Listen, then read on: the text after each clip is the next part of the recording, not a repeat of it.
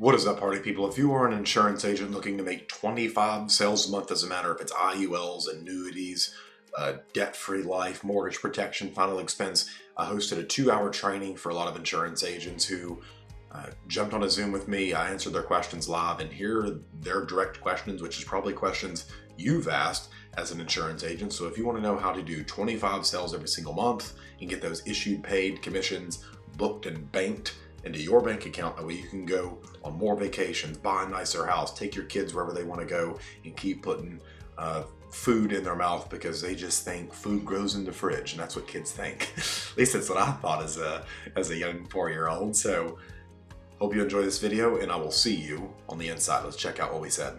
Sales a month. Good afternoon. It's good to see you, Karen. How are you doing? I'm doing great. I'm so happy to be here. You don't even know. How happy are you? Tell me so I know. I can't say it in public. Well, if you hear the things I say in public, you wouldn't feel bad about saying it in public, so don't worry too much. I spent 10 years in the Navy, and I've heard most of that and worse. The Navy learned to speak from me, so all jokes aside, we're about to just dive right into this. So I'm going to make sure no one else has trouble getting in. Send the email reminder real quick, and let's just get started. So, boom.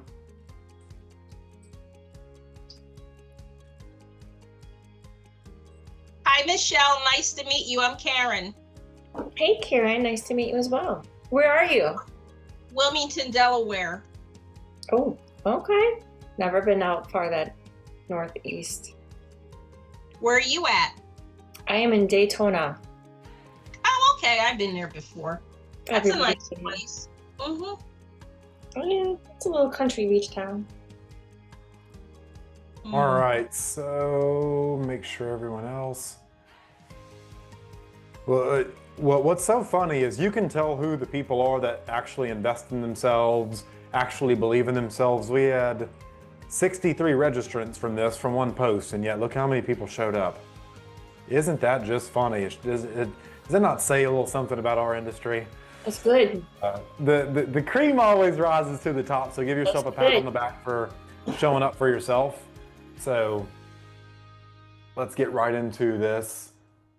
Now, I'm going to move you guys. We got 3 monitors today. So you guys aren't going to see a slide deck or anything like that today. I'm not here to teach you a step-by-step checklist. If you think this is one of my undercover webinars, you're sadly mistaken. I actually have nothing to sell yet, just because I don't even know what programs I want to sell to agents yet. So you're all safe. You can put your wallets away. There's nothing to buy. Even if I wanted to sell you something, it's just not what I'm here to do today. I actually just want to hang out with you guys, get back in touch. I actually recently just got my insurance license again after being out of the business a couple years myself. And what's funny is, I don't know how many of you guys kind of check out my YouTube, anything like that. Michelle, you. Miguel, it's good to see you, man. Thanks for watching the YouTube. Likewise. All of you keep watching the YouTube. But just from my ClickFunnels community and all the marketing friends I hang out with, I have 3 business deals lined up as soon as I get my annuity contracts reinstated. Can you guess how much volume about to move? Probably about $2 million. $9 million from 3 people. Now, what's that worth at a 9% commission level? If that just tells you strategic relationships are worth something in today's world, communication is worth something in today's world. So you're not talking to someone, you're not listening to someone today who's not out there walking the walk and just talking the talk. I'm actually going to be showing you guys what's important, the most important factors, what steps you should take. So I'm not here to teach you a step-by-step checklist, because if that worked, you'd already be writing 25 policies a month, which is really what this training's about. Instead, I'm going to walk you through the mental syntax, how to actually think like a top producer.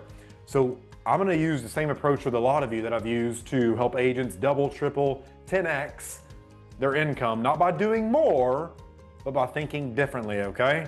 So if you came here to be told what to do, you're going to hate me, because I've done that for the last couple of years, and agents just don't listen. They get in their head, and instead of listening to me, they do what their thoughts tell them to do, which is usually self-sabotage. So if you're ready to understand how the game actually works, fantastic. I'll show you exactly how to sell 25 policies this month, even if I had to start from scratch. So instead of teaching you guys today, how many of you are familiar with Socrates? Does anyone know who Socrates is? It's one of the most famous philosophers of all time.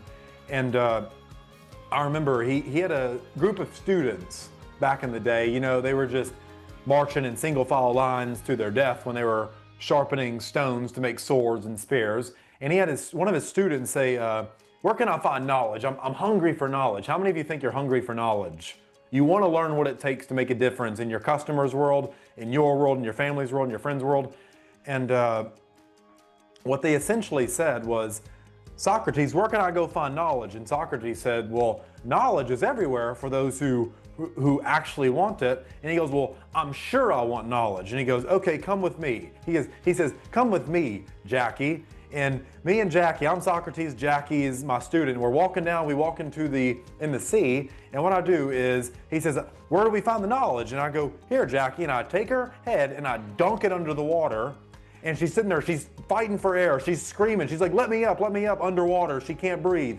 And then right before she passes out and drowns, I lift her back up to safety and I said, Jackie, what is the one thing, the only thing you could think about while you were underneath that water?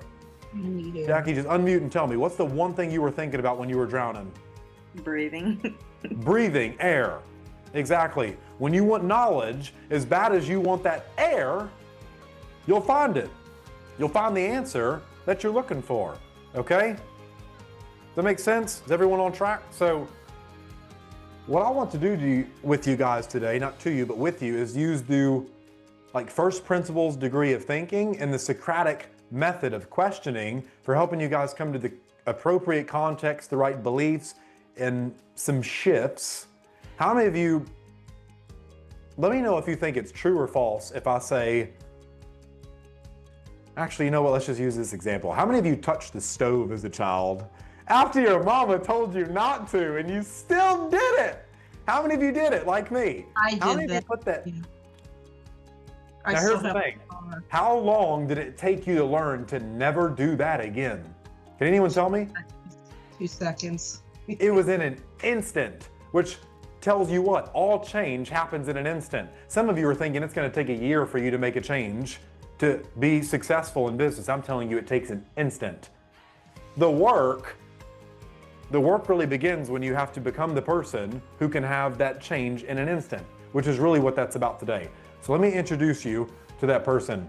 So what we're going to do is I'm going to pull up a blank Google Doc, and I want you guys to, let's just open with a thought-provoking question. If I told you that selling 25 policies a month wasn't about effort, but was instead about environment, leverage, and control, would you believe me?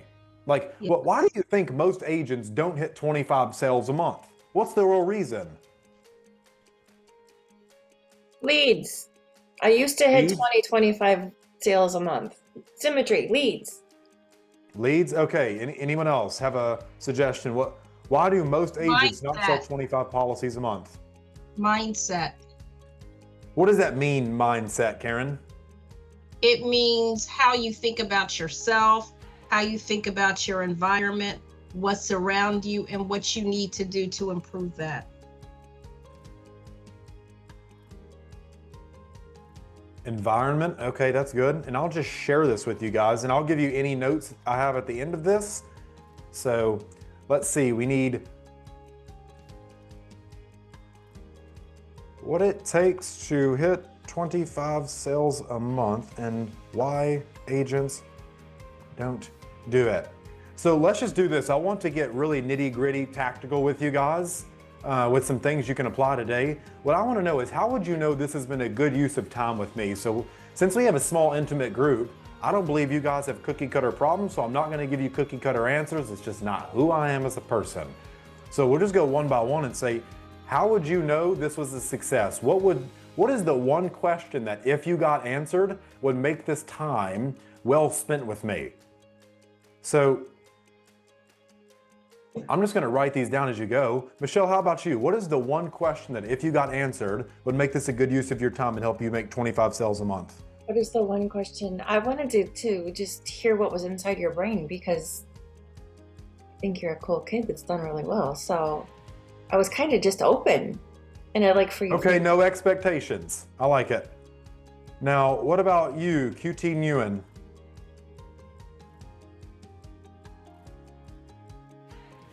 Hi, sorry about that. Let me. I just unlocked the audio. Okay, it's my last name is pronounced like Wing, W-I-N-G. Wayne, okay, gotcha. Thank you. What was your question? How would you know this has been a good use of your time? What question, if you had answered, would help you make 25 sales a month? Well, only time will tell, and your action will tell. What will I do next month? Do I have 25 policies? That's what will tell me. Well, what would help you out the most? What are you selling 25 a month currently? No, I'm with farmers. I'm a farmer right now. It's a little tough. So, but I do sell outside of farmers. I do a lot of stuff besides just insurance.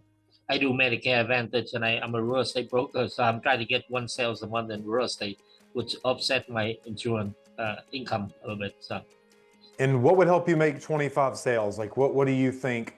If That's you what knew? that's why I'm trying to see what you have to offer. What will you offer, and what will I do to make that happen? Fair enough, perfect. Jackie, Give we me the spoke money. the other day. That's perfect. I'll help you out. So, Okay, thank Jackie, you. what about you? What question do you have? I would say how to ask better pain point questions. Ooh, that's a good one. Hmm. And guys, what you'll notice from these is when we start answering these questions, how many of you guys have probably else have wondered that, how to ask better questions to get more targeted answers? Because if the customers knew what you knew about insurance, don't you think they would buy the damn policy? And so why do they not? Because of miscommunication, because we do not ask the right question.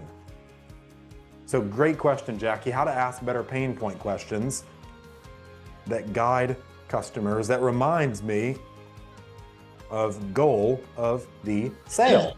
Perfect. Does anyone else have a question like that? Yeah, how do you position it better? How do you position what better?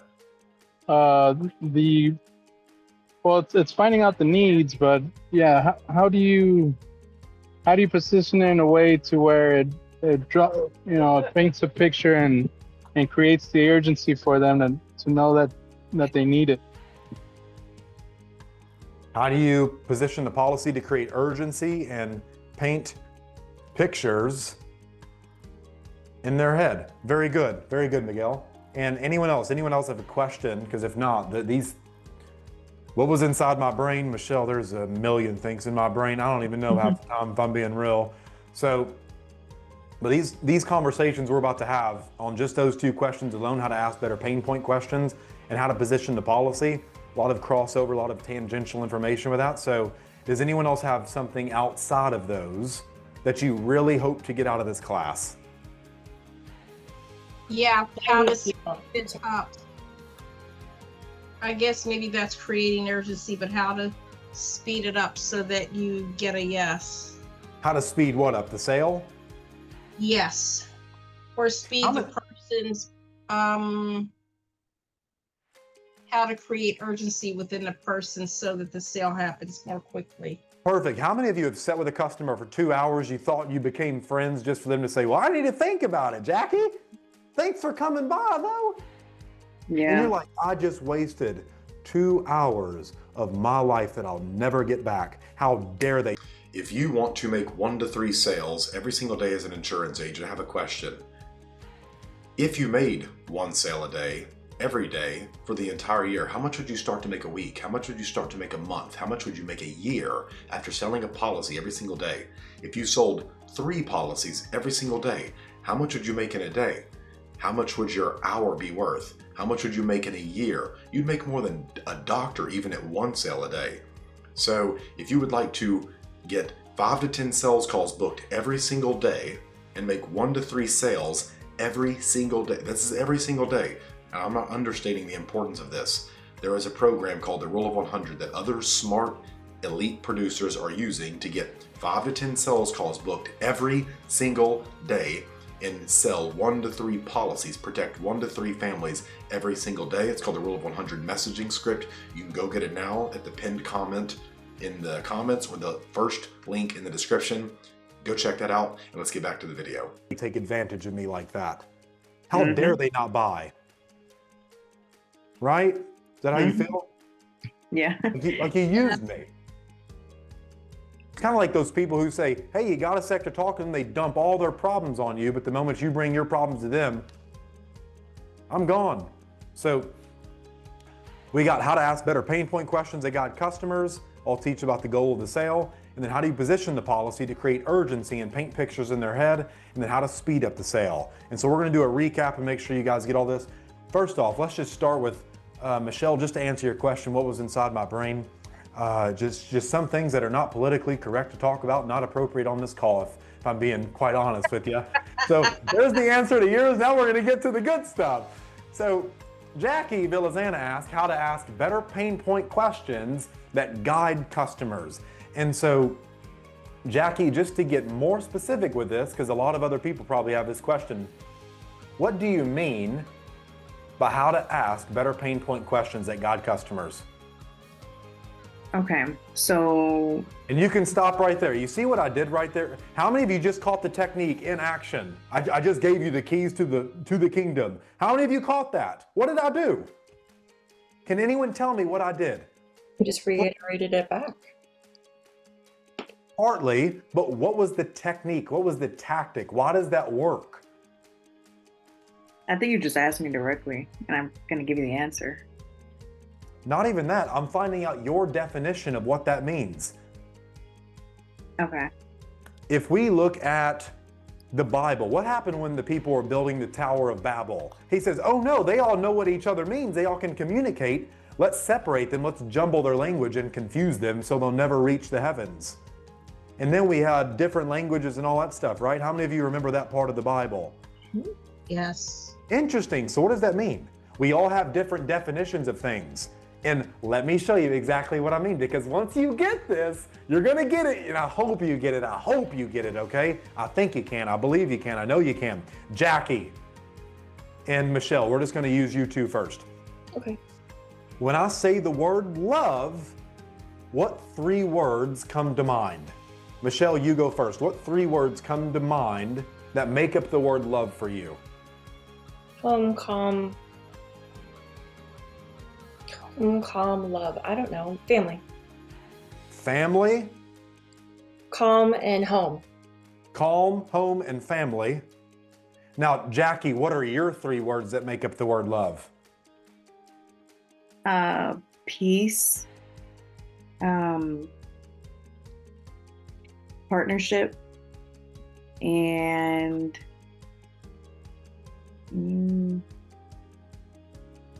family. Okay, so y'all only have one of the same words. Isn't that interesting? The same word has different definitions for both of you. So when Michelle wants to show love to Jackie, she's going to show it by being calm, by being present in the home, and by acting in that family unit, that cohesive family unit, right? That social prowess. And what's funny is Jackie is going to ignore her being calm. She's going to say, well, just because you're being calm doesn't mean to me that you're showing love, it just means you're being calm. So she's going to go unnoticed, and Michelle's going to say, you're not paying attention to me 2/3 of the time when I show you love. Isn't that weird? Same word, different definitions. Now here's the thing, your customer's definition of the word insurance is probably a lot different than yours. So when you're talking about insurance, they're saying, oh no, They don't get excited about talking about it. We probably don't.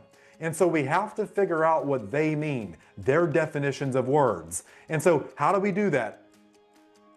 You ask this question, what does that mean? Now, what does that do?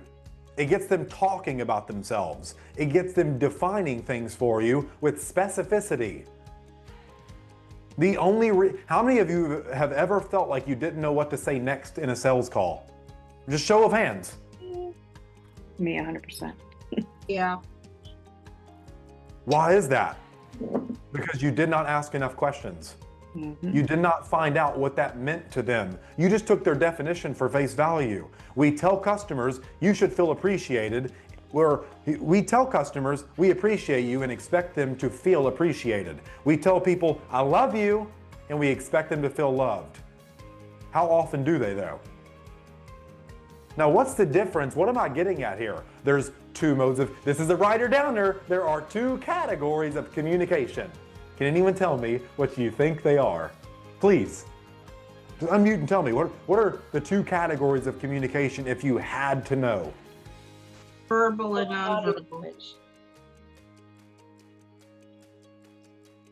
What'd you say, Michelle? Verbal and body language. Okay, so those are certain modalities inside of communication, but there's only two. I'll break these chunks down for you. There's what you say and what the other person hears. Mhm. Now, if what you say isn't what they hear, you have miscommunication. Isn't that weird? And so if the whole time you're talking, they don't understand what you mean because you're not using verbiage and definitions and mental models, like perspectives that they understand, because you didn't take enough time to get to know to ask them, you can't put things in a way that it's understandable and digestible to them. How many of you remember when your parents used to feed you and they had the spoon of applesauce and they said, there was a plane coming in, zoom.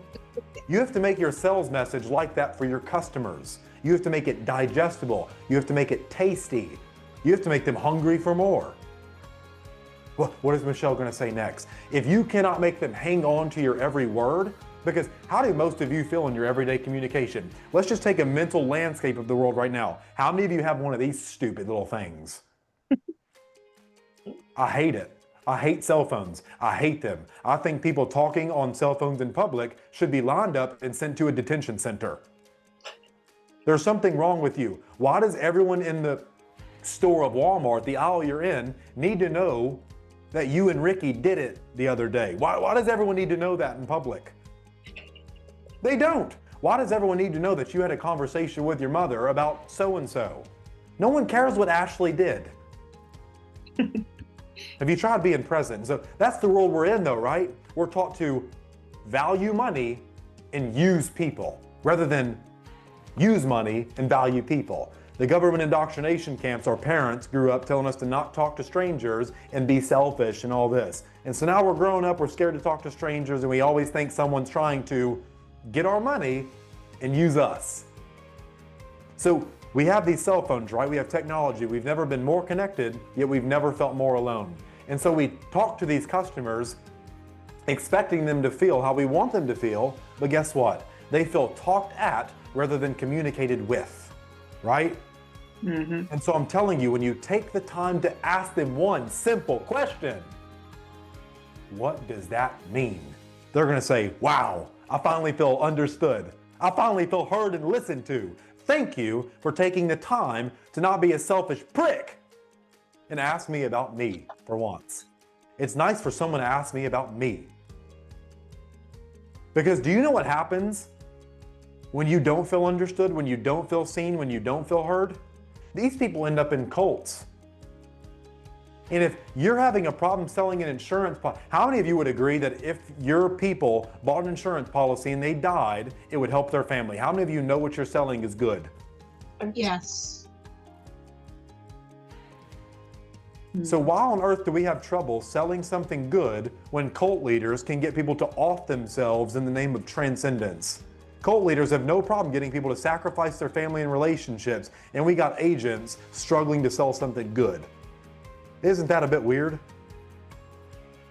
Now, why is that? Because we misuse this thing. Or what is this? A mouth? What do humans use most throughout their entire life, guys? Can anyone tell me? The Their mouth. their Communicate. ears. You might as well get really great at it. Okay? Because good communication in today's world is not only necessary, it's required. It's a requisite. Okay? If you cannot communicate, you don't get invited to the VIP doors. Good communication is in such high demand because everyone wants it. Think about that. Have you ever been around someone who takes the time to ask you really tailored questions? You're like, they're actually listening to me. Holy bananas. Feels good. You probably want to spend more time with them, right? And we all know people buy from people they know, like, and trust. The only reason people aren't buying from you is because they don't trust you, because you didn't take enough time to ask enough questions. What's going to happen if you die without this? What does life look like for your family, Michelle? God forbid you passed away last week. How long do they have to stay in the house? What's going to happen to your kids? Where are they going to go? Who's going to watch them? Who's going to mow the grass? Who's going to pay this bill? Who's going to keep Netflix on for them? Who is going to be responsible for maintaining their current quality of life? What's going to happen if you get into a car wreck? You get your leg amputated. It's like a Final Destination scene. Who's having these tough conversations? Who's getting them to ask some questions about this? No one. No one. They're just saying, hey, I have this policy, it does this, it's $80 a month, do you want it? Hell no, I don't want it. Get out of my house, dude. Mm-hmm. It's pathetic. So how to ask better pain point questions that guide the customers. Here's the question you should ask yourself. What question, this is a writer downer, what question, if I asked them, would get them to come to the conclusion that my product is necessary? Meaning, what question, if I asked them, would get them to realize they have the problem that makes my product necessary? What question would that be for you? Do you want me to say it or no? No, just think about this stuff. This is the conversation you should be having with yourself. Because this makes sales extremely predictable. What question, if I asked, would make my product the hero to their villain story? What's going to happen if they don't have my product? Start creating these scenarios, and then that tells you what to communicate with your customers. What problem does my product solve? That's a writer downer. What problem does my product solve? And this all comes down to knowing your customers. Men buy insurance for different reasons than women. Yet if you talk to a woman like you do a man, mismatch. A book I encourage all of you to read is The Selfish Gene by Richard Dawkins. Okay? This will teach you how to sell to men versus women. Think about it. What is our whole life geared around, guys? Reproduction, right? We're trying to do all of this so we can reproduce. That's what our cells and genes are trying to do. Reproduce, make more, and survive. Does anyone disagree with me on that? Speak now or forever hold your peace. We're meant to reproduce, right? Be fruitful and multiply. Wasn't that God's instructions? Yeah, tend the land and have some babies. Go create. Get to work. Okay? Go find your husband. Go find your wife. Hot them.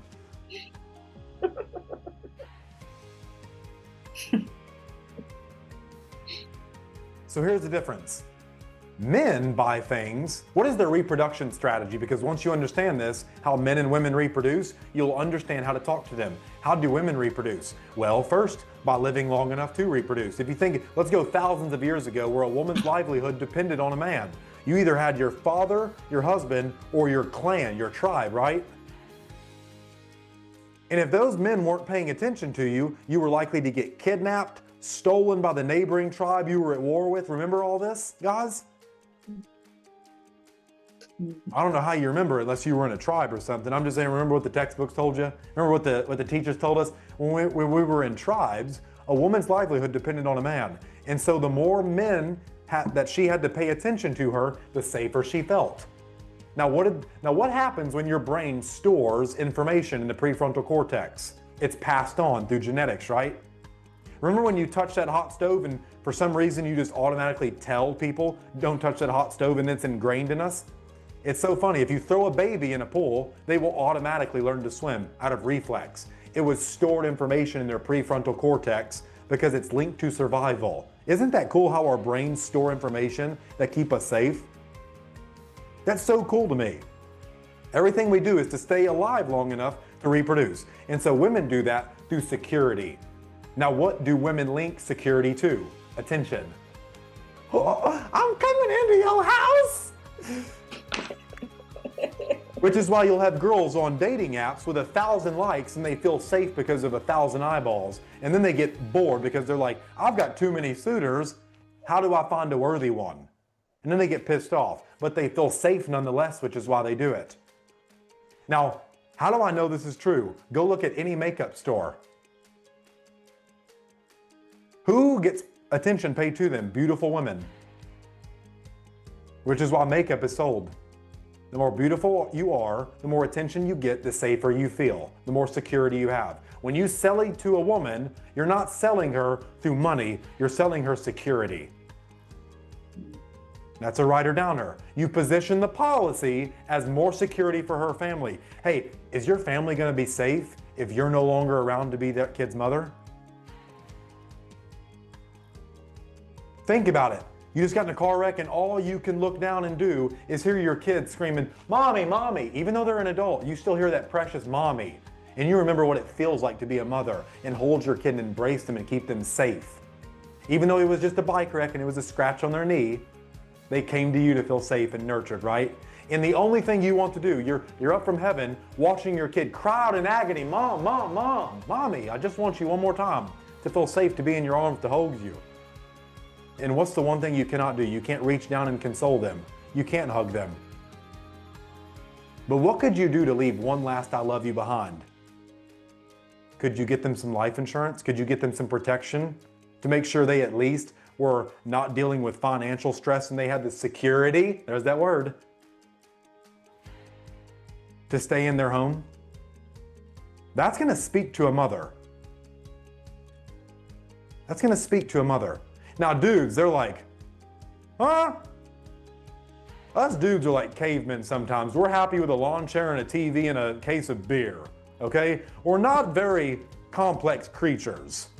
We're like, give us a rock and a fishing pole or something, and we're good for a year. Maybe just get us some socks for Christmas. And we'll still wear the ones that we had from high school because that's just how dudes are, right? Dudes, how do we reproduce? Through status. We don't care what happens to us, we care about what happens to the people around us. We're protectors and we're providers.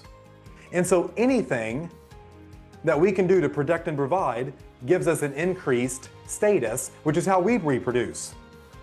Like it or not, when it comes to reproduction theory, women wait at the finish line for the winners because they don't want to be with a man who's not going to keep them safe, who's going to put them in compromising situations, right? How many of you would ever go on a date with a guy who is going to walk at night with you through downtown Chicago gang territory? Do you think that's a safe man to be around?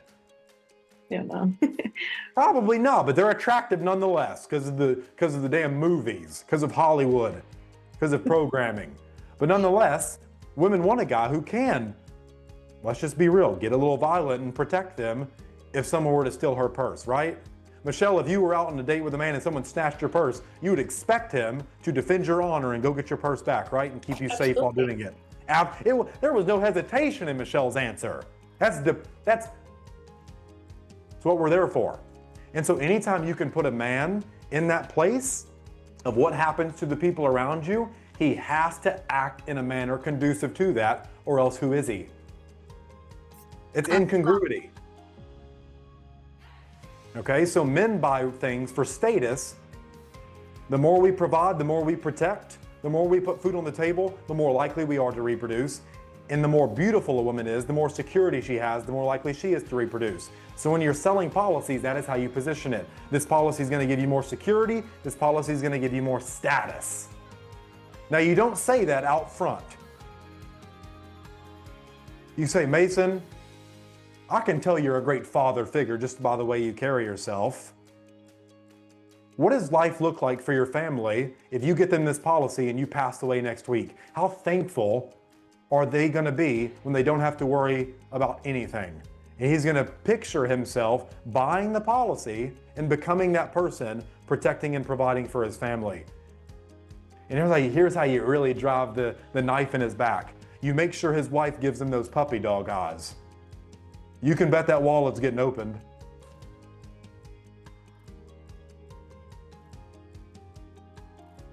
Miguel, you're smiling because you know it's right.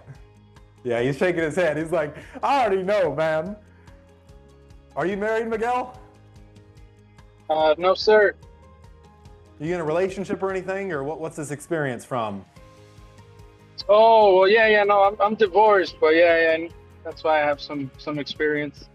Yeah, when your girl looked at you and said, wow, this purse looks so good, you're like, oh, now I gotta go buy it. I go buy it. Yep, gotta go protect and provide, gotta go provide provisions. And so that's already natural for human nature, guys. Quit trying to get people to change and make it already what they were going to do anyways. And so here's the thing, if you want to ask better pain-pointed questions that guide customers to do what they're already going to do, you say, how is this going to give him more secure? How is this going to give her more security? How is this going to give him more status? But here's the thing, us humans, we do things for one reason and one reason only. Can anyone tell me, outside of Jackie, because I gave you the answer the other day, can anyone tell me? Jackie, just go ahead and tell him. Just go ahead and tell him. Because we want to. Because we feel like doing it, exactly. Humans do everything for one reason and one reason only, because we feel like doing it. And then what do? We're not rational creatures, we're not logical creatures. We do what we feel like doing, and then we tell ourselves a story about why we did it to make ourselves feel good. I bought that new car because I needed something more reliable. No, you didn't. You wanted your neighbors to see you pull up in something new. And that's okay, I'm on to you. That's okay. You don't have to justify that to anybody. Do you know the reason I do anything? Because I want to. Do you know when someone, well, why'd you do that, Mason? Because I felt like it. Why do you do anything? Because you felt like it. Don't come after me. If you ever catch yourself explaining yourself, you're seeking permission. You're seeking validation. You don't have to explain yourself to anybody. You're all grown adults. I believe in all of you. I want you to go out there to make enough money to where you never have to explain yourself to anyone, let alone yourself. I bought that new house for my family because I felt like it. Isn't that such an empowering answer? I did that because I felt like it. How many of you would like to start living life more on your terms and not on anyone else's? Not on how culture tells you to live, not on how society tells you to live, not how bullshit people tell you how to think and feel. It's stupid. You're in an industry where you can write today and get paid tomorrow. Take advantage of it. You don't have much time left. Death's hanging right around the corner and he's waiting. So don't wait for it. Because he's the great equalizer. He's coming for all of us.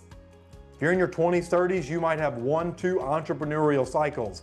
Once you start getting up to, how many of you know when you start aging, things just aren't like when you're younger? I can already tell I'm not 8 years old anymore. My knees are done from pouring concrete my entire life. My knees are shot. Now granted, I'm only 27. I've still got some time left. But I've spent all of it behind books, and so my social life struggles. A lot of you probably have a lot more friends and stuff like that than I do. But that's okay. This life's about choices and consequences. I'd rather have money than fake friends. I'd rather have life on my terms than life how someone else tells me to live. Can I get an amen? So here's the thing. Here's how you position your policy sales.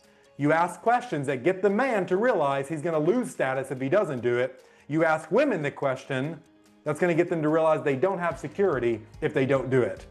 Because we are driven by fear more than we are driven by desire. Why? Someone asked me, why are we driven by fear more than desire? Someone asked me that question real quick. Why? Well, thank you for asking, Jackie. Thanks for taking time out of your day to ask me. It's because pain cuts twice as deep when you know the opposite pleasure. Meaning, a lot of you are out there trying to sell a policy like you would a Band-Aid. Hey, you just fell off the bike and cut your knee up. You want to buy a Band-Aid? And sure, that'll work for people who are scared of blood. How would I sell it though? Hey, you remember what it was like before you were cut up? Before you were hurt? Before that person walked out of your life? Remember what it was like to feel whole again? That's what this policy, that's what this Band-Aid will do for you. It'll make it like that cut was never there to begin with. Which one sounds better, guys? Heck, let me just illustrate the point even more, because a lot of you think you have to sound all fancy and stuff like that. Can anyone tell me real quick, which policy gets bought faster? The best product or the worst product? I know. Which one gets bought faster, the best product or the worst product? Best product. Now, what's the best product? Whatever does the best one they product needed that mean? I sold them. Do what, Michelle? Whatever one they needed that I sold them. It's whatever one sounds the best to them. So here's the thing: if Jackie's walking down the street, if Miguel's walking down the street and Jeff are walking down the street, there are three musketeers. They're all hanging out having friends, and I have me and Michelle have two lemonade stands on the side of the road. Michelle's lemonade stand, she's on the other end of the road. She is the best lemons in the entire world, but you guys don't know that. You're just walking down the street, okay? Now my lemonade stand says delicious lemonade, and Michelle's lemonade stand says yellow water with sugar in it. Jackie, Jeff, or Miguel, just tell me which lemonade stand are you stopping by? Yours. Why? I have terrible lemonade. I bought it from Walmart, just poured it in a pitcher, and I'm selling it. Michelle has the best lemonades in the world. I just told you that, and you still said you're stopping at mine. Why? It's the way you presented it. It's how it sounded. We don't buy the best product. We buy what sounds the best. No one wants to buy life insurance. If you're saying you're selling life insurance, quit saying you're selling life insurance. It's not. It's protection. It's provision. It's status. You sell it as an outcome. You sell it as an identity. If I'm going and telling Michelle, you have to get better at having targeted conversations with these people, meaningful, purposeful conversations. They have to feel it, okay? How many of you have talked to someone where you felt what they were saying? You're like, he woke me up, he energized. Like, how many of you have listened to Tony Robbins? I think he'd be a fantastic life insurance salesman. But here's the thing, let's say me and Miguel, or most agents would probably sell him just enough insurance or the bare minimum, the lowest price. Let's say I decided, today I want to wake up and I want to sell an expensive policy. I'm going to call Miguel, or going over there saying, Miguel, I want you to buy this $1 million policy from me. And Miguel says, Mason, you've handled all my objections, but the most important one, right? Miguel, you're like, why on earth should I buy $1 million policy from you, Mason? Give me one good reason. I'll say, well, that's easy, Miguel. And this is when I shut off my phone, I close all my stuff, and I say, Miguel, you're simply too important a person to have anything less than $1 million. Is he gonna fight me tooth and nail? Miguel, are you gonna disagree with me on that? No, Mason, I'm not worth $1 million. No one does that. Write this down. This is a writer downer. If you want to make 1 to 3 sales every single day as an insurance agent, I have a question. If you made 1 sale a day, every day for the entire year, how much would you start to make a week? How much would you start to make a month? How much would you make a year after selling a policy every single day? If you sold 3 policies every single day, how much would you make in a day? How much would your hour be worth? How much would you make in a year? You'd make more than a doctor even at 1 sale a day. So if you would like to get 5 to 10 sales calls booked every single day and make 1 to 3 sales every single day, this is every single day. Now, I'm not understating the importance of this. There is a program called the Rule of 100 that other smart elite producers are using to get 5 to 10 sales calls booked every single day and sell 1 to 3 policies, protect 1 to 3 families every single day. It's called the Rule of 100 messaging script. You can go get it now at the pinned comment in the comments or the first link in the description. Go check that out, and let's get back to the video. People will do anything for those who encourage their dreams, justify their failures, allay, A-L-L-A-Y, allay their fears, confirm their suspicions, and throw rocks at their enemies. Can you repeat that again? Absolutely. People will do anything for those who encourage their dreams, justify their failures, allay their fears, meaning put their fears to rest, confirm their suspicions, and throw rocks at their enemies. How many of you have watched my YouTube channel and now you catch what I do? I throw rocks at the lead vendors because I know they're taking advantage of you every single damn day. I'm sorry, but a girl that's been kissed by every guy is not a girl I want. And I'm not sorry for that at all.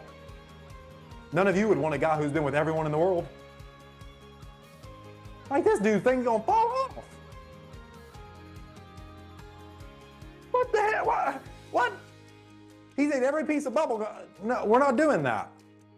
I confirm their suspicions. If people think their upline is taking too much of their override, I'll say, how many of you are tired of getting no help from your upline, yet they get 10%, 20%, 50% of your business? They're like, how does he know what's going on in my head?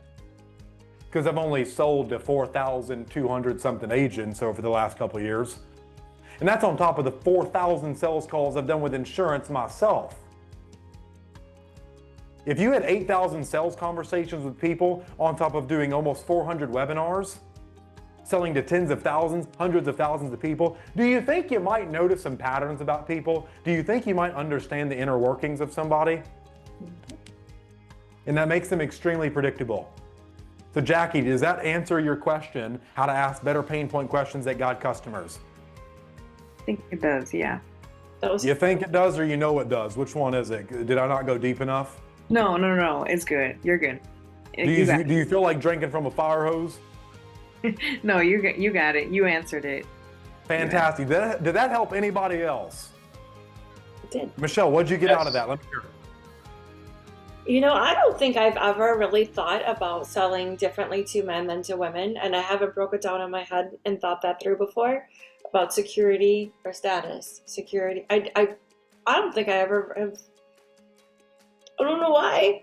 Me neither. And I get all of the going deep and figuring out what's making sense for you and why do you need, what's it going to look like if you don't get it. So here's the thing, if you want a woman to buy, take her security away, say, you can't have this back until you buy my policy. Because I'm just gonna get real for a second with you guys. This, call it whatever you want, is manipulation first and foremost. And before I say that, let me explain, because I know someone says, oh, that just feels wrong, which is why you don't make sales, because you don't know the definition of manipulation. The definition of manipulation, if you go Google it, is to handle something artfully or skillfully. Which means I can either use a hammer to hammer in nails or hammer in somebody. Can be used for good or evil, correct? Yep. And so if manipulation can be used good or bad. If we know someone's gonna make a mistake by not buying, if we know their family's gonna be screwed if they die, don't you think we owe it to somebody to get them to see through their own BS and the lies they tell themselves? Which means we gotta have tough conversations. We have to handle it artfully and skillfully with tact. Nature is precise, okay? How do things in nature grow? Ebbing and flowing, not struggling. Trees don't struggle to grow. They ebb and flow. It's the spiral of life, okay? That's how your conversation should feel. It should ebb and it should flow. So we have to get good at asking tough questions. And unfortunately, women buy on shame, because how do they feel when they see a woman walks into the makeup store and she sees a mirror and a mannequin? And the mannequin, she's very pretty, even though it's fake. And here's the thing. She sees the mannequin, and then she looks at the mirror and she goes, oh, I'm not even half as pretty as this one. And then what? She sees the makeup. She goes, if I bought this, maybe I might look half as good as that. And then she imagines being more beautiful, and she buys the dang thing. Because she thinks she's gonna get more attention paid to her. Am I wrong with that? I know we have some women on here, but is that pretty much unconsciously what's going on in your head? Why? Because of comparisons. Now, if you can if you want to sell on desire rather than fear, beautiful. Now you're using this for a good reason, but people will move faster from fear to desire. So take them out of hell and then promise them the path to heaven. Because if you're only one-sided, if you only show them the good without addressing the bad, you have a pissed off customer. They're gonna refund, I'm telling you now. I don't care how good you are. If you only come at people one-sided and don't show them the pain and only the gain, they're gonna refund, they're gonna charge back, they're gonna say, I was boring, I bought because she was nice. How many of you have had that happen? They sell on Monday and then they refund on Tuesday. They charge back. Does that happen to anyone else but me? I think it's They bought a policy, canceled it right after you left. It's stupid. It's stupid. It's because nothing in life is one-sided. You have to show them contrast. This is the law of polarity, guys. I'm not making this stuff up. Go look at anywhere in nature. There's a positive and there's a negative. How many of you would agree with me if I said everything you do is either moving you towards your goals or away from them? Nothing is neutral. Everything counts. If you're on a diet and you say, I catch you eating cheesecake, and I say, thought you were on a diet, you say, well, this doesn't count. Yeah, it does. Everything counts. So everything you're saying is either moving them out of pain or towards gain, okay? And if you only take them towards pain, if you only take them towards pleasure, towards heaven, towards nirvana, towards gain, they're gonna say, something just wasn't quite right. It's because you weren't willing to have the tough conversation with them. They didn't feel the fear. Because guys, how many of you would like to believe you're helping your customers? all of us. Well, sometimes help hurts before it helps. Sometimes help hurts before it helps. So if you want to sell to women, take their security away. If you want to sell to men, take their status away. Now they're coming out of hell. Now we give them to heaven. We say, hey, you know what it feels like to be an important person to protect and provide for the dudes. We give them a feeling and they pay to keep it. That is the secret to sales, guys. Put them in an emotional state and they will pay to keep it. What does the car lot do? They get you in that novelty feeling of a new car, and then you justify it in your head for spending 40 grand, 60 grand, 120 grand on a lifted up, jacked up truck, chrome rims, or whatever it is. The latest minivan got 13 speakers in there and 6 movie theaters.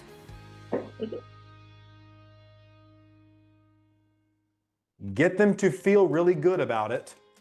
Now, what's an easy way to do that? Not calling it insurance. This is protection. This is your financial shield for your family. What does that symbolize? Humans are very symbolic. We respond to symbols. How many of you would rather buy a financial shield for your family rather than a damn insurance policy? Goes back to delicious lemonade, yellow water with sugar in it. Sounds delicious. I don't know about you guys, I would never buy yellow water with sugar in it. It sounds like pee. Really does. So there's the TLDR, or whatever that means, long drawn road. I don't know what that acronym means. I just see people post about it, so I know. Jackie, hope that answers your question. And so just to carry on the caveat, reminds me of the goal of the sale. The goal of the sale is not to get them to buy, guys. The goal of the sale is to get them to decide. They have to make a decision. If you want to see how indecisive people are, go ask someone what they want to eat. Oh, I don't know. Anytime I ask my mom, what do you want to eat? Geez, son, I don't know. Now, if I flip it and I say, Mom, guess where we're going to eat? She's like, the Cheesecake Factory. I'm like, how'd you know? You have to flip how you frame things. They'll tell you what they want. They'll tell you how they want to be sold.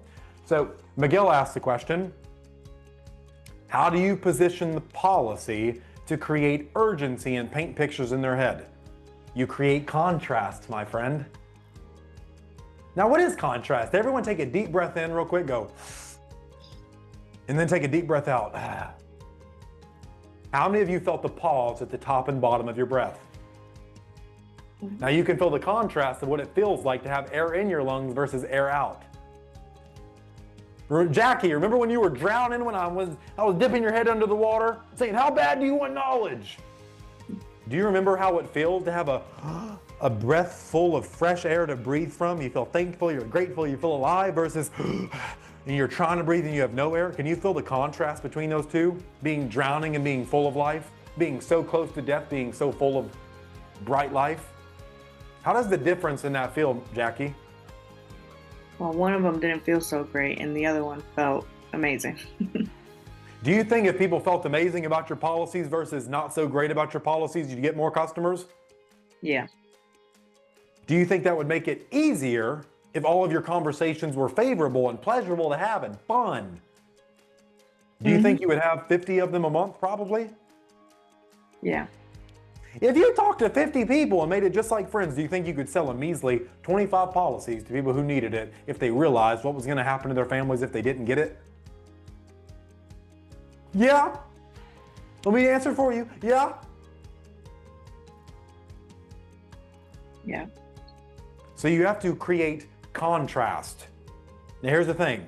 The wider the gap, the more necessity they have to close it. What does that mean, Mason? The more pain they feel, the more they want to get rid of it. Pain cuts twice as deep when you know the opposite pleasure. When you're sitting there scrolling on your phone all day, watching all these other people from the electronic income reducer, my bad, guys. The cell phone. Did I say that out loud? I think I did. When you're watching other people live a dream while you're living a nightmare, barely making ends meet, barely scraping by, barely making this, barely making that, barely doing this. How many of you feel in certain areas of life you just kind of got to take what you can get? I've been there. It's not too fun. You're watching someone else live a dream while you're living a nightmare, so what do? To avoid feeling that, we anesthetize ourselves with pointless stuff and we distract ourselves. Saying you got to get over that, you're an adult, grow up. Because what's going to happen to your family, not when you die or anything like that. What happens if you got to stay alive and you keep doing what you're doing? Who's going to suffer? Your children, your friends? How many of you would want to say, like, that's my friend, they're the best person in the world and they've got nothing going on for them. They're a junkie, they're an addict. Like, not fun people to be around, right? It's not fun people to associate with. We don't ever want to become that. So, now how many of you would want to surround yourself with people like Tony Robbins, Ed Mylett, Russell Brunson, like really great people to be around? How many of you would rather have a Tony Robbins as a friend than a crackhead? Like Mason, duh. It's the contrast that decides for you, okay? The picture in their head has to be so bad without your product in it that everything they're doing seemingly supports the decision. People ask me all the time, Mason, how did you sell so many policies I wrote 393 applications my first year. It's about $364,000 of commissionable premium the first 9 months in the industry. Pretty nice, right? If we're being real. I don't say that to brag. I'm saying, how did I do that? It's because I didn't sell anything. I simply created an environment where people felt like buying. What does that mean?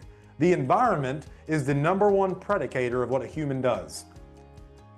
We're going to just float back to thousands of years ago in your head and remember what it was like to hunt and scavenge. You remember that? Every day was about the 4 F's. You had food, fight, flight, and we'll just call it reproducing, okay? Those are the 4 F's of the spinal cortex. That's what humans at a base level do. If I ripped out your brain, you could still do those 4 things. But it's all driven by your parasympathetic nervous system. It's fight or flight response. Let me keep food in my stomach, let me sleep, and let me stay safe, and let me reproduce. Basic functions of a human. And so back then when we were hunting and scavenging, if a wildfire happened, how many of you would stay in the fire? Or how many of you would move to new land where there was no fire? We would all. If you could outrun the fire, yeah, you'd stay alive. And the people who stayed alive, the environment made them do something. How can we ask questions that create a mental room in their head, a mental environment that helps them escape from the life they don't want to live? Now, how many of you have heard of the book called Sun Tzu, Art of War? Any of you heard of that book? Sun Tzu was a great military strategist. He never lost a battle. That's pretty cool. How many of you would like to never lose a sale? Close every single person. Sounds cool, right? It's not hard. Mason, we have an 80% close rate. And you say that to brag? Why isn't it 100? What a weird question. Anyways, Sun Tzu wrote a quote in Art of War. He says, "Build your enemy a golden bridge to retreat across." What does that mean? They're like, get them to run away from you? No, it means how can you get them to give up fighting for their own objections? I see people every day, why don't you do this? Well, I'm depressed. Why are you defending the things, taking power away from you? How many of you have ever saw this? A kid gets diagnosed with ADHD and then they start acting more crazier than before the diagnosis. Why? It's because someone slapped a label on them and told them what they could and could not do. When you get your customers to say, let's see where this objection takes you 10 years from now. When someone says, I can't afford it, that really only means a couple things. It actually really only means one thing. It's not important enough for you to figure out a way to come up with the resources. I can't afford it. All sales take place in the future, right? What does that mean? Well, the sale you're going to make tomorrow is happening in the future, correct? So anything you tell yourself about a future outcome, you made it up. You made it up. That's the funny thing about timelines, guys. When you start to understand is you can move customers. Am I speaking gibberish right now, or are you guys like learning some really advanced stuff? Is this pretty cool? Is this a good use of time? Oh, Miguel's like, I love it, dude. Thank you. So if we look at a timeline, we have past, present, and future, right? That's spatial orientation. That's how our maps in our head work. That's how we measure time. And what is time? It's distance over, it's like change over distance. Why do we buy a car? Because we want to change where we are spatially. So we have past, present, and future. Now, if we look at the words depression and anxiety, where would depression be? In the past. Because we're worried about something from the past happening in the present. Interesting. So where is anxiety? It's in the future. We're worried about what we don't want coming true. But here's the thing about it. It hasn't happened yet. So you're over here worried about tomorrow and you're making the worst out of today. It's pointless. So we have to change how we sell things because it's in the future. So if we can get the customer to realize, hey, your future is unfavorable, if you keep believing this, if we can get them to come to that conclusion, they'll naturally give it up themselves. Why? Because of incongruity theory. What is incongruity theory? Let's just say it like this. How many of you were told salespeople are bad? How many of you remember Bobby Boucher's mama? Everything was the damn devil with him. That foosball. She really meant football. How many of you saw that movie? That foosball, the devil. How many of you had parents tell you strangers and salespeople are the devil, don't trust them, never trust a man in a suit? How many of you heard things like this before? Now here's the thing. Because mommy and daddy are the most important people to us as children, we naturally want to grow up and we take uncritically their beliefs. Because before 14, your brain cannot separate critical thoughts. It has no critical faculty, so it takes 90% of other people's thinking and it makes it your truth. So you grew up hearing this, you think salespeople are bad, and so when you join the insurance world, you say, I gotta sell, but salespeople are evil, so I never want to do good at something that I was told was bad, because what would that say about me? And so we naturally self-sabotage to keep ourselves safe. Well, if I'm not selling, I can't be a salesperson, it means I'm still good. Isn't that weird? So we have to get our customers to give up arguing for their limitations. How do we do that? We say, well, let's just carry this belief out. If you keep thinking you can't afford it, what's going to happen in 10 years from now? How are your kids going to afford your funeral? We get them to see how this belief does not serve them because the brain cannot hold conflicting thoughts. Two things can be true at the same time, but not in the human mind. Only one thing can be true. Okay? Or else you're incongruity. You're incongruent. The worst thing you can do is be outside of alignment with the environment. If everyone around you is telling you these berries are safe and you don't believe it, you're going to starve to death. The brain cannot hold conflicting information, okay? Only one thing can be true. Now, if you believe it's bad, you're not going to do it. If you believe it's good, you're going to do it. What did I say earlier? Humans do everything for one reason and one reason only. Now, what gives us that reason? Because of what we tell ourselves about what's going to happen when we do it. If we expect a favorable outcome, we're going to do it. If we expect an unfavorable outcome, we're going to push it away. If we expect something favorable, we anticipate. If we expect something unfavorable, we procrastinate. We push it away. If we expect rejection on the phone, we're naturally going to delay activities that bring that closer towards us. Isn't that weird? It's why that phone feels like a million bricks. I can lift this plain as day, about as light as a feather.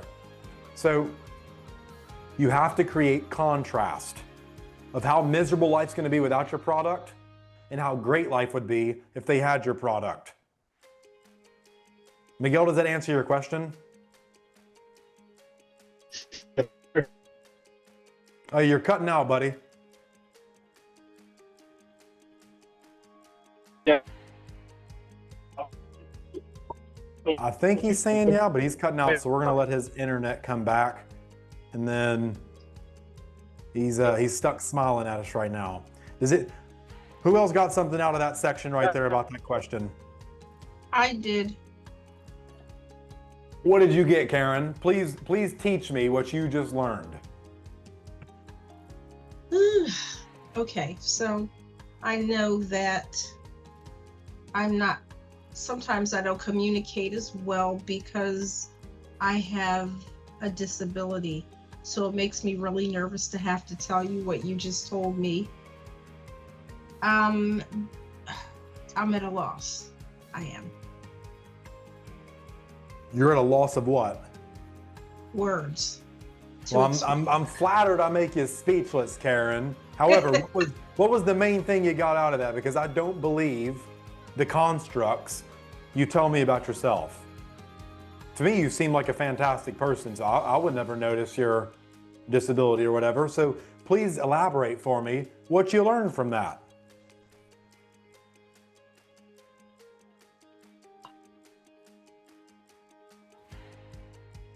I learned that you have to create a favorable space to have somebody want your product. And you do that by using contrast. Absolutely. And what is contrast? Contrast is a comparison of two things. Exactly. Get them to compare. Now here's the thing. Remember how women bought makeup because of the comparison? Yes.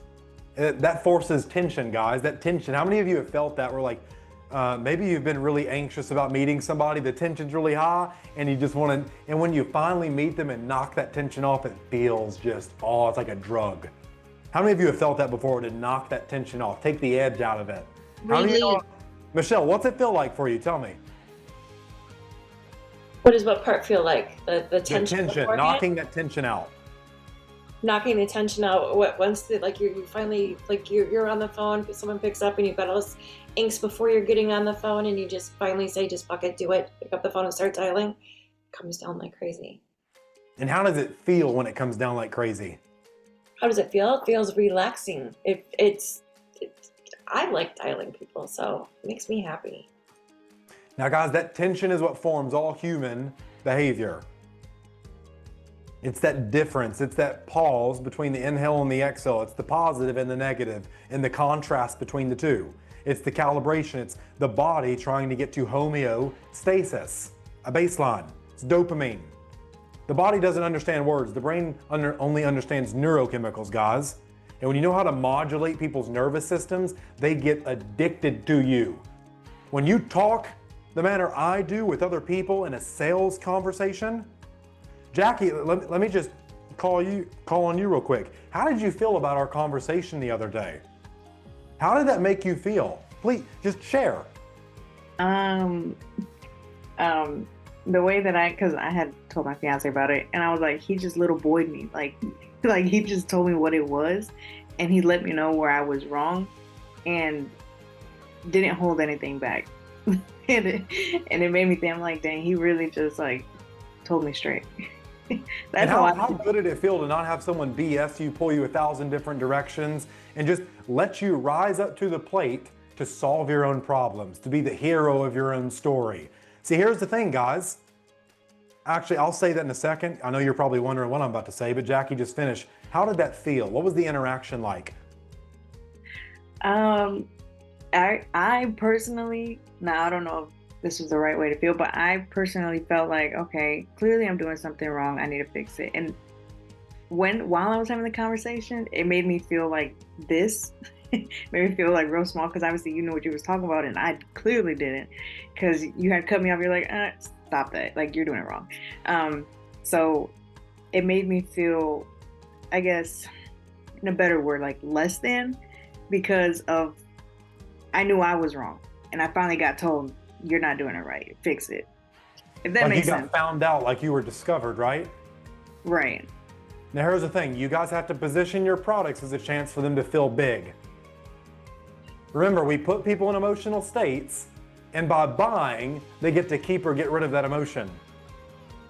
So, full transparency, guys, Jackie didn't buy from me, surprisingly enough, but here's the thing, yet. She will when she's ready to fill that gap, and she already knows it, which is so funny. It's so funny. She just, not yet. Because guys, decisions take time, and not all of your customers want to pull their credit card out on the first date. Michelle, would you marry a guy who says after 3 dates we have to get married? No. You're like, what the hell is wrong with this guy? Right?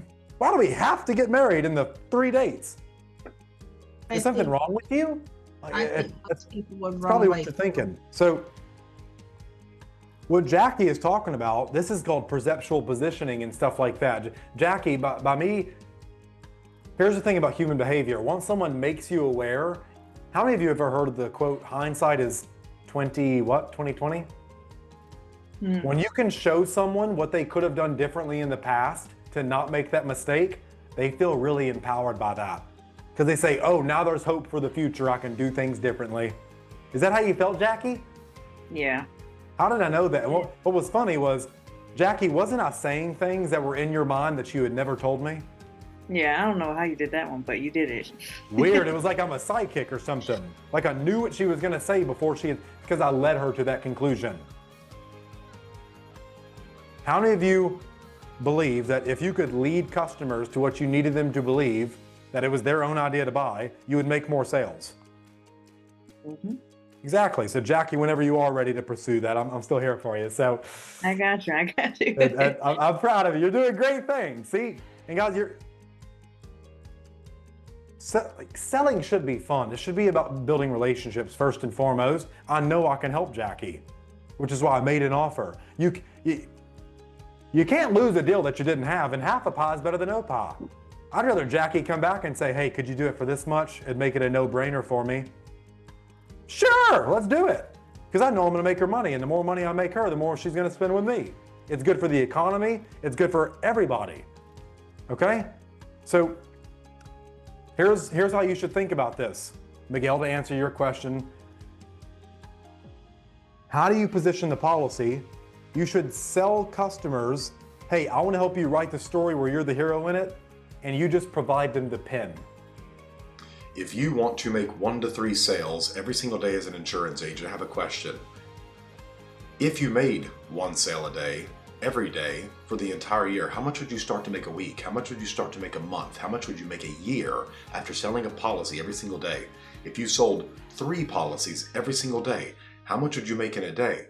How much would your hour be worth? How much would you make in a year? You'd make more than a doctor even at 1 sale a day. So if you would like to get 5 to 10 sales calls booked every single day and make 1 to 3 sales every single day, this is every single day. Now, I'm not understating the importance of this. There is a program called the Rule of 100 that other smart elite producers are using to get 5 to 10 sales calls booked every single day and sell 1 to 3 policies, protect 1 to 3 families every single day. It's called the Rule of 100 messaging script. You can go get it now at the pinned comment in the comments or the first link in the description.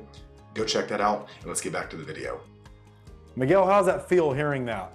Let your customers write their own journey, their own hero story. You just provide them the pen.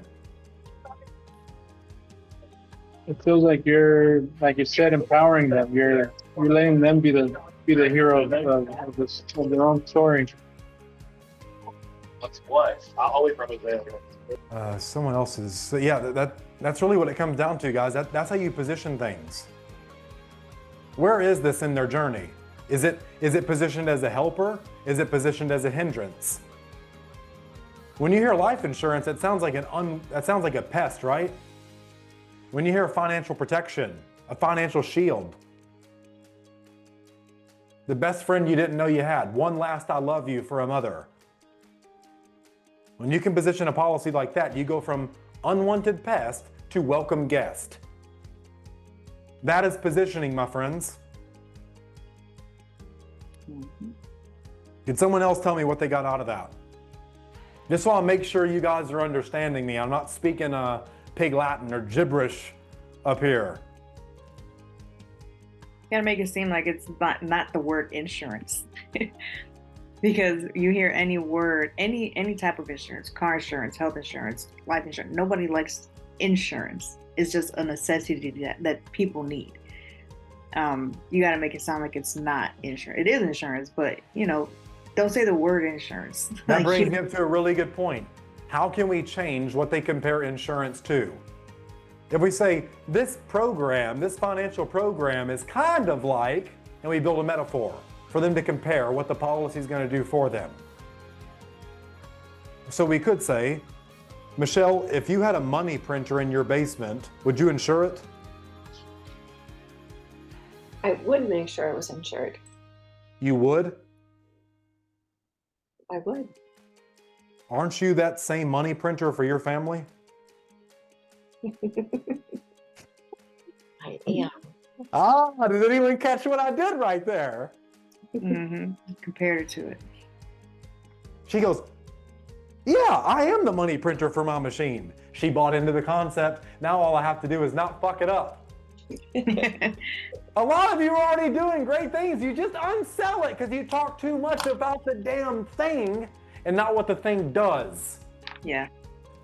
Quit talking about the thing and more about what it's going to do for them, what life is going to be like for them when they use it, what life's going to be like for their family when they don't have to be homeless. Okay? Yeah. So I'm freeing somebody up here. It's like, what was this, preaching or something? So that's how you position, frame the comparison. Hey, this program's a lot like leaving a money printer behind for your family. They're like, wow, this sounds great now. It sounds like delicious lemonade rather than yellow water with sugar in it that might be pee. How many of you think you would sell more policies if you framed it like a money printer? Me. How many of you think you would sell more mothers if you said, this program is the best way to leave one last hug behind anytime your kid wants it and you're not around? Some mom's gonna say, I feel that. Because mommies know. They remember what it was like when their baby boy hit his head on the coffee table and said, Mama, Mama, and she consoled that child and she said, you want me to kiss it and make it better? When she felt needed by that child. That's the state you are putting them in. And they will pay to keep it. And every time they look at your policy, it's not gonna be, another $80 payment. It's gonna say, oh man, I feel so needed right now. I've never had persistence issues with my policies. Michelle, you saw me on the leaderboards. We were in the same agency, roughly. I dominated them. So, guys, I'm telling you, humans are extremely predictable. We have to sell on a deeper level. We have to care enough to connect. And you can write this down. Conviction will correct your tone. One of my favorite quotes I've ever heard. Conviction will correct your tone. Meaning what? The more you care about that other person, the more naturally you will say things in the right way to sell them.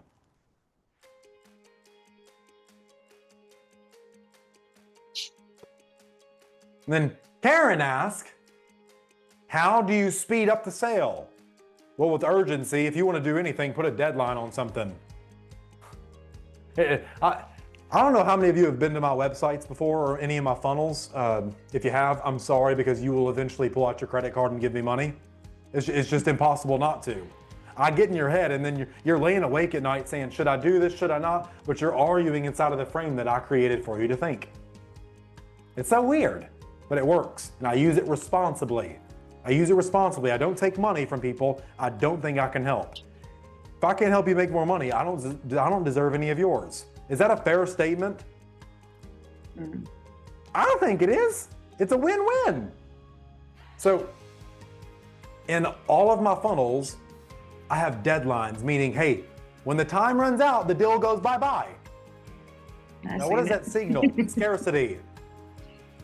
And what does that link to? Prefrontal cortex, when we had scarce resources as tribal humans. So naturally, 30% of the people who see that are gonna buy simply because there's a damn deadline. Isn't that funny? This offer expires at midnight. And so they're thinking all day, and then 11:50 comes, they're like, oh shit, I just gotta get it. I can't help it. I gotta knock that tension off. So it's funny. Now, what I'm doing is I'm making you guys aware of the sales process, which means I gotta get a lot more clever about it from now on, at least with you people on here. So, because if you can detect the sales process, you can reject the sales process. But I've got so many things you'd never even notice what's going on behind the scenes. So, and now that I said that, some of you will go to my funnels after this and look at it. Now, be warned, once you look at that page, something happens, it just draws you in, and you're like, why am I pulling my wallet out for seemingly no reason? There's a reason, you just don't know it. So here's the thing. How to speed up the sale, and what's the best way to help you guys with this? How to speed it up. I said something a while ago, but I got lost in the story. Aren't you guys glad this isn't just some scripted webinar? Yeah, it feels really personal. So, Jeff, Steve, Karen, are all of you guys getting this as well? I'm not like speaking gibberish. All of you understand it, correct? Is this helping you? I understand. I understand. Perfect. How many of you can't wait to go out and start using this stuff with your next customers? You're like, oh, maybe I can actually make a sale. You can make a lot of them. If you do it once, you can do it twice, you can do it twice, you can do it a million times. So let's see, how to speed up the sale, urgency, scarce resources, position it as blah. I'll come up with that later. How many of you, Jackie, I'm gonna share something with him from our call the other day. It was a line. How many of you guys want to see something so cool? I'm like, what? Michelle's like, what is it? So it's a good response.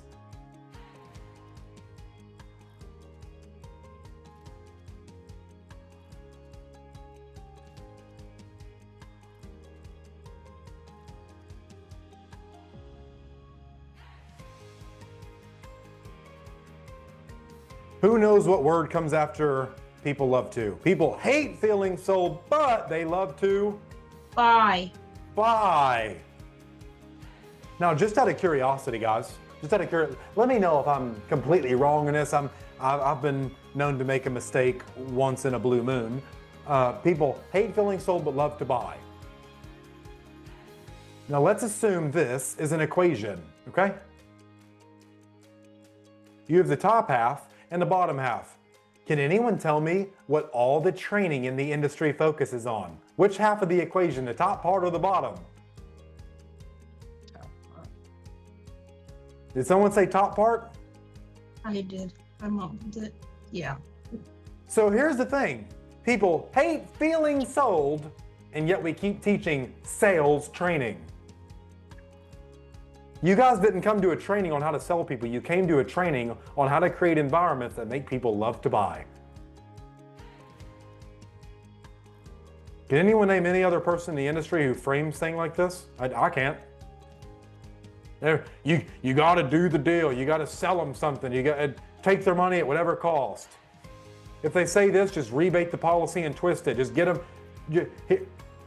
I don't know if you guys have ever said this in a sales call, but this just feels extremely exploitative of me. Let's just submit the application and see if it gets approved. Oh, I'm coming after somebody. I hate that saying. I hate Ah. that. I hate that saying. I hated saying it, so I knew they hated hearing it.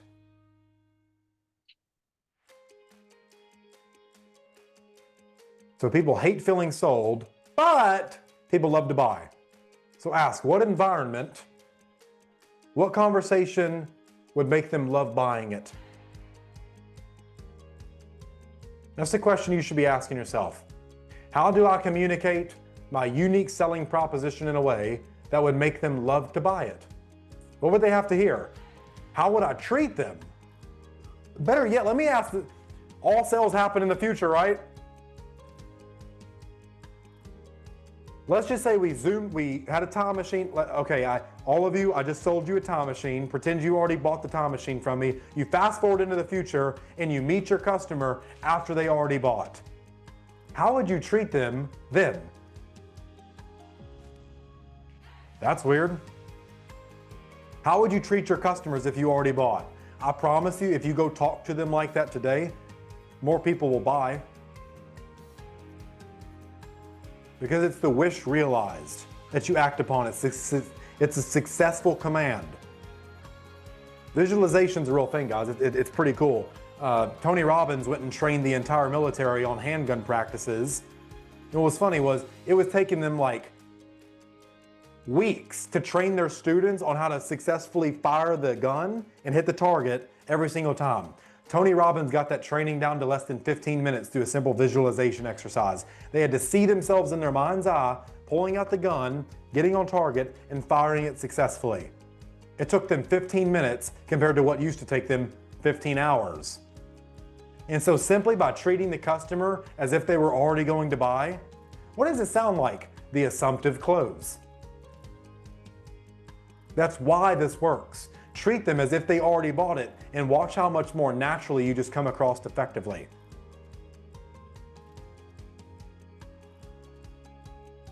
Mhm. So, what questions do you guys have? What did you learn? What do I need to know? Just feel free to unmute, say, all right, Michelle, see ya. It was great seeing you again. It was great to see you too. I gotta go. Sorry. Thank you. See ya. What questions do you guys have? What did you learn? What do I need to know? I do have one question. When you said, because I'm going to admit it, I am guilty of saying, let's see if we can even get you approved, right? Boom.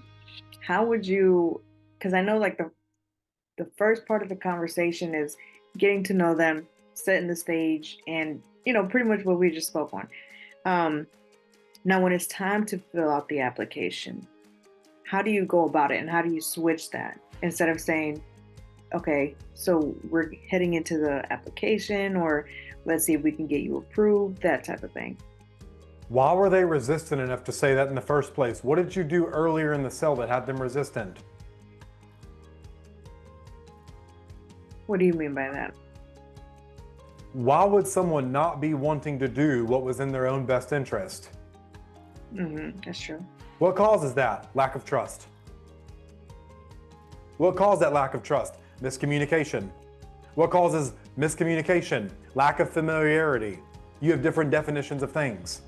The more familiar you are, the more you blend in, the less detectable you are, therefore the less rejectable you are. Which means you have to position things in a way that they understand.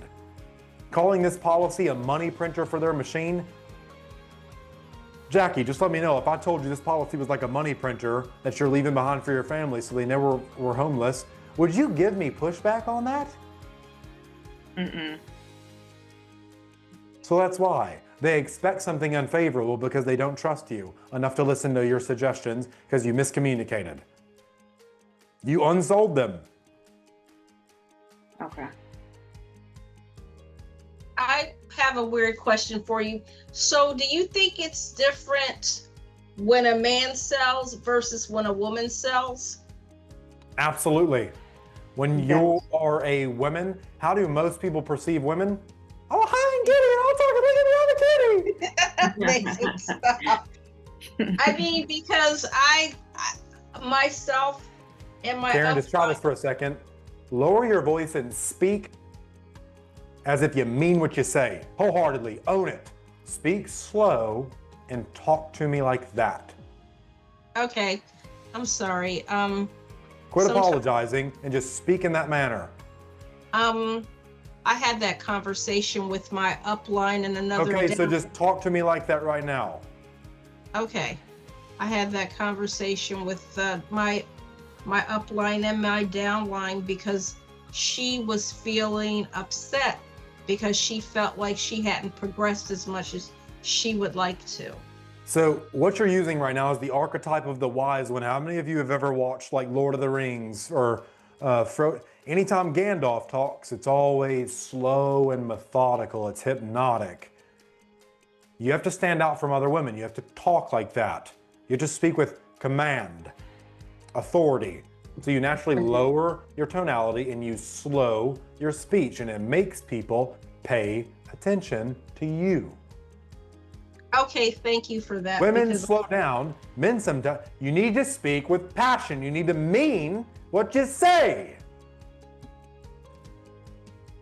I understand. So like talking more assertive. Men charm, women seduce. And I don't mean showing your fucking cleavage. If that's what you want to do, fine, but you're just going to get people who objectify you in the sales call and then refund if you don't go on a date with the weirdo. How many of you would rather not be treated like an object and rather be treated like a human? Yes. Slow your voice down, talk with authority. What do women naturally do at the end of their statements? They inflect. They say, Mason? What does it sound like? A question. Make it sound like a command. Instead of, I call this the WWW exercise, and not the World Wide Web, not what would Jesus, not the WWJD, more like WWMD, what would Mason do? Okay? WWW stands for word, word, word, and you inflect, that's a question. Word, word, word is a statement. It's monotonous, it's flat, it's robotic, or word, word, word. That's a command. You have to tell people what to do, okay? Jackie, raise your hand real quick. People will do what you tell them to do. Jackie, why didn't you resist me when I told you to raise your hand? Why didn't you think about raising your, why'd you do what I told you to do? I thought it was for a reason. It's the command. That's how you talk, Karen, okay? Yes, thank you. You're welcome, my pleasure. Because I was going to ask that question because most of my, I guess you could say leads or clients are mainly men. Now, when it comes to women, do I just talk to her like a woman? And, you know, like Get that? all girly with her, spill the tea, whatever. But just remember, pull the security away. Mm-hmm. Saying, oh, that feeling of being safe, I'll take that. Okay. Got it. Oh, you want to buy? Okay, you can have your security back now. Now for dudes, you say, oh, you want your wife to respect you? Well, you can't do that if you don't protect and provide for her. And the only way to do that is by being a provider and a protector and getting a policy. So I'll take your status, thank you very much. Oh, you want to buy a policy? Fantastic. You can have your status back. You're a respectable man. My salute goes off to you. What a wonderful father. What a grateful human being. I can't believe how lucky your wife is.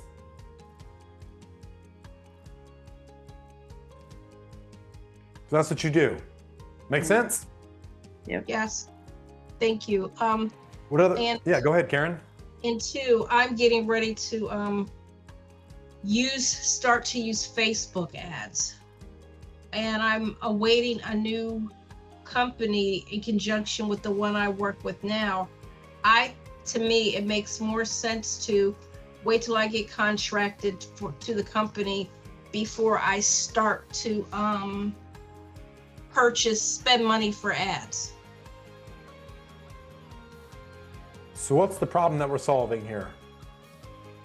Like, what's my timing frame here? When do I launch the ads? I think I should launch them after I get contracted with the company. How much can you afford to spend on ads a month? And then I'll tell me your answer. Facebook ads are $2 a day, so that's like $60 in a month. You're Just- going to get very poor candidates. You're better off going and finding a relationship source or something like that. At $2 a day, it's just not feasible for you to run those ads. You'd be wasting time. Let me just say this is going to take on average about $100, $200 to book a qualified sales call. So unless you're ready and willing to spend that money every single day, don't run ads, turn them off. Unless you guys can persuade like I can and talk to people and hook them in the first 30 seconds, do not do it. I don't want you guys to get better at playing poker. I want you to go find tables with really dumb players who bet large amounts of money and don't care to lose. Go find the dying of thirst crowd. Jackie, if you're dying of thirst, do you care if I bring it to you in a nice bottle or you're just like, Mason, just bring me something to have the water in it? Anything. Anything. Go find people like that, because you can't say the wrong thing to them. Now, when you start running out of time, you start buying it back with money. That's when you're ready for ads. Come to me when you're ready for that. Okay, I gotcha. Go find people that need what you have where they already spend money. Maybe that's with a realtor. Actually, all of you need to go read this book, Integration Marketing. The fact that I'm the only person who speaks about bringing marketing practices in without some stupid damn CRM and automated tech, and I know you're salespeople, you don't want to learn to market, but it's worth reading this. Integration Marketing, Mark Joyner. Okay? Go read that book. It's like $10. You can afford it. Yeah, I can afford that. If you do want to get really good at selling, if you do want people to look at you like the expert, if you do want to take yourself more serious, go get my Mouthmatics persuasion method, and people, you will rock their socks off. They will hang on to your every word. They'll say, tell me more. They'll sit here like this the entire time. Yes. I signed up for that. The thing for me has been building confidence since like I left Symmetry. Every step has been more incremental for my success. I've had all kinds of coaching. So now I'm at the point where my business partner / VP is ready to kick me to the curb and say, hey, get to it. Because I've been with clearly them about. Clearly that other coaching got you to where you were, and it's not a good spot because you didn't have Mason coaching. Well, I've been watching you for a while, Mason. You should watch me. You should watch me more and other people less. I've been watching you for a while and thinking, damn, Mason's crazy. It's like, I will agree with you there. I will agree with you there. I was bad. I thought my mouth was crazy. It's just not as acceptable coming from a woman, because sometimes I'm like, you know what? So-and-so and such and such. And you're like, I can't believe you said that. But, God's confidence comes from doing what you said you were going to do. Yeah. And so here's the thing that you can do that I did for years that maybe I'm too damn confident. I've been called cocky, arrogant, and ass. Yes, I know. Right. Here's the thing. Narrate your life. Say, I'm about to get up out of bed, and then get out of bed. What's going to happen is your nervous system's going to say, oh, we're in congruence. Our actions do not betray our words, therefore we are who we say we are. Watch how much more confident you get from silly little things like that. Okay, I can do that too. But you know what? I'm about to walk to the restroom and use it, and I'm going to wash my hands, because that's the appropriate thing to do. And the other thing that I was going to tell you, when you asked me why I couldn't repeat it back, I had to slow down for a minute. I'm a 30-year stroke survivor. So what comes naturally and flows out of your brain, my brain turns it a few extra times before I can say, hey, this is what I'm going to do. I mean, there's some things, well, I can get over that. I'm going to work on getting over it. It's been difficult, to say the least. If you want to make 1 to 3 sales every single day as an insurance agent, I have a question. If you made 1 sale a day, every day for the entire year, how much would you start to make a week? How much would you start to make a month? How much would you make a year after selling a policy every single day? If you sold 3 policies every single day, how much would you make in a day? How much would your hour be worth? How much would you make in a year? You'd make more than a doctor even at one sale a day. So if you would like to get 5 to 10 sales calls booked every single day and make 1 to 3 sales every single day, this is every single day. Now, I'm not understating the importance of this.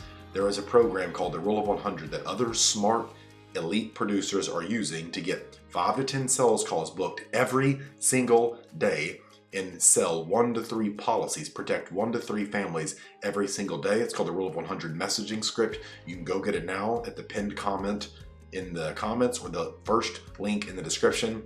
Go check that out, and let's get back to the video.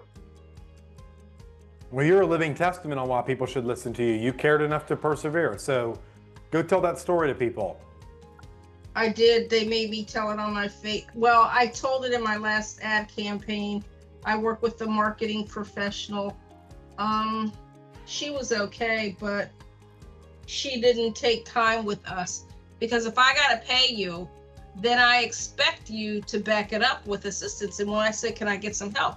Actually, no. I said, can't believe you fucking told me no.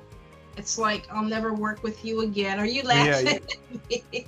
I'm not sure how much you're paying this marketing professional, but in today's world, like, she's like, she wanted to work with people again, but that's not a good way to get repeat business, because I'll tell you what's begun to happen. All of my friends have started to come to me and said, hey, can you help me with this? I have friends from like 30 and 40 years ago in the military, and they've been coming to me asking me to help them. You know, so that's where you get the confidence from, and you build your audience, because not people in my neighborhood so much that I grew up in, but people that I was stationed with in the military, you know, and people that have known me for a while have come back to me and said, hey, yeah. So anyway, it's about. Yeah. So before I let you, I'll hang on with you guys. Is I think I'm good until 3 o'clock or whatever. First off, if you want any of my help, if you want to work with me directly, if you want any of my whatever questions you have, maybe you just need some consulting with me to help you realize your mistakes so you can stop doing what's already not working. I just dropped my calendar link in the chat. You can go do that. It's free of cost for a strategy call consultation. So go do that. Take advantage of me. I'm allowing that to happen just because you guys cared enough to invest in yourself. I'd like to invest in you. Jackie, would you agree that our strategy call the other day was pretty valuable for you? Even though I made you an offer. Yeah. And so you're actually going to get something out of this call. You're going to get something you can walk away with, and I will make you an offer because I know I can print you money. I am your money printer in your back pocket. The question is, how much would you like to print? How fast would you like to start printing it? So go book a call with me. Now, my question for you guys is, how many of you have agreed this was a good use of your time?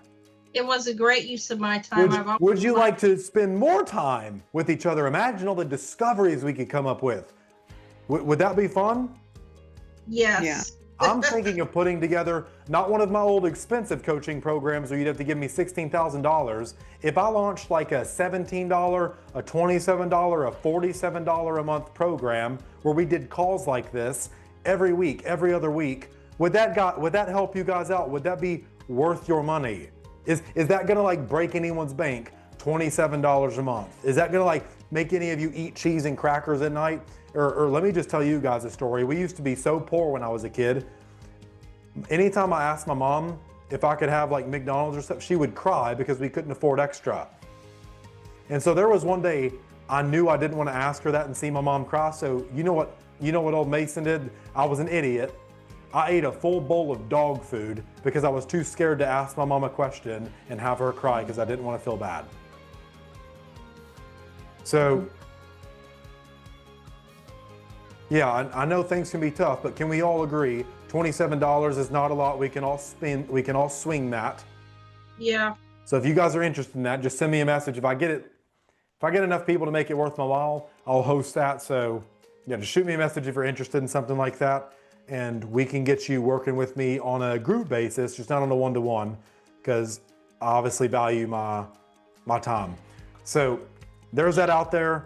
If you guys are interested, shoot me a message on Facebook. I'll get that launched, and we'll start having webinars like this every single week where I teach you guys the nitty-gritty nuances of human psychology, predictability in human behavior, how to position yourself, how to speak with confidence, how to get people to take you serious and listen to you rather than just treat you like a pest and a telemarketer and hang. How many of you are tired of people treating you like a telemarketer when you're just there to help them? Send me a message and we will stop that from happening. We'll get them to hang on to your every word and look at you like a doctor, like an expert, okay? So Miguel Vasquez says, this is awesome. Sorry, I'm just in between a couple of meetings. I'm interested.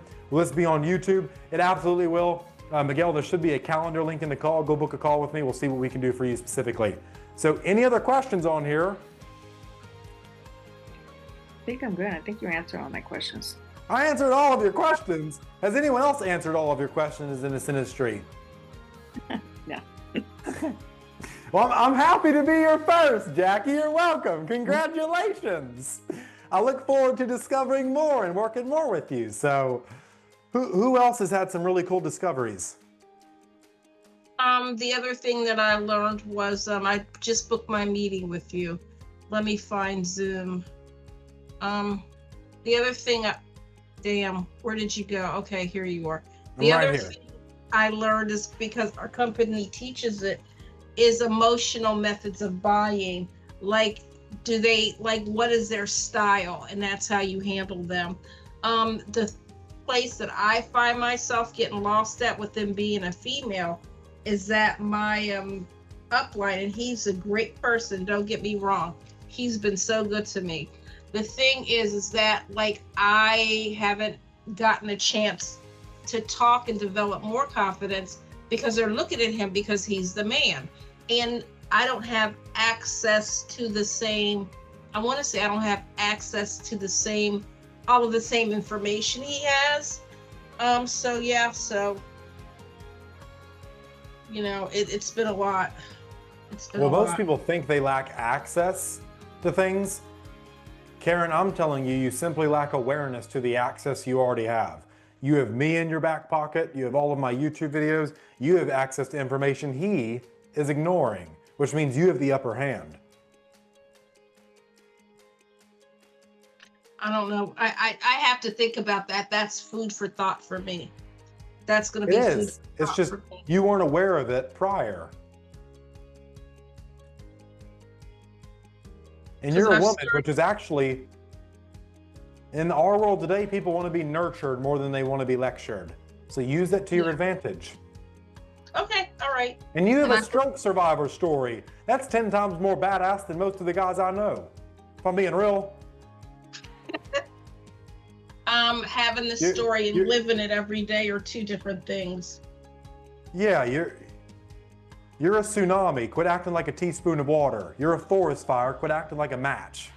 Okay? You are so crazy. I know. All right.